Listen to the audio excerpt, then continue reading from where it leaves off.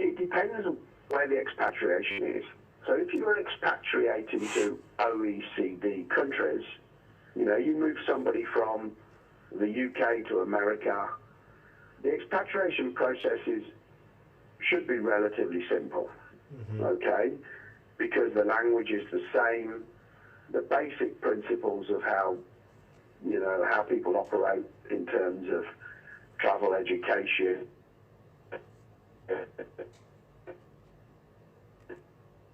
If you take somebody from one country to a different language speaking, to a different culture, to a totally different system, then it's very high. But in order to expatriate, you have to have a very good HR support system.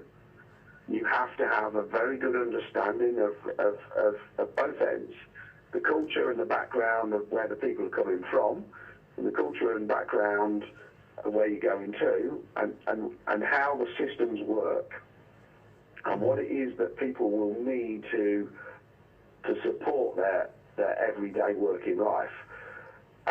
It's very high in the beginning when you go to a new country. When I first travelled to China, it was quite new for me. And in fact, I went to a region we'd never been before. And our HR people had to do a lot of research in the beginning to find out. They had to make a lot of trips to find out what was it like.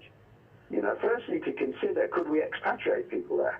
What is the health system like? What is the security and safety? What's the education? And after extensive research and visits, they came back and said, okay, we can expatriate, but there's some things we need to do. Firstly, we can't send families. We can only send single people. It's not suitable for families, in our opinion, this location. Secondly, when you go there, you know, there actually isn't any suitable accommodation. We will actually have to build our own accommodation. There's nothing that we would comfortably put people in. You know, and that can happen often in projects with camps. Deciding, do you put people in camps or do you put them in existing accommodation? And then for health, they determined that the health system wasn't up to standard, so we had to put in place some emergency health provisions, emergency health coverage, how we would evacuate people. So all of that kind of burden falls together. And that's kind of thinking when you get a new country. Once you've expatriated people to a country, you get experience of that country. HR gets familiar with the process, how it works, the things, the challenges they face.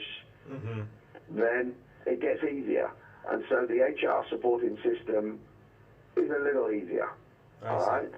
But I agree, you need a very sophisticated system. You need a good level of resource to support it.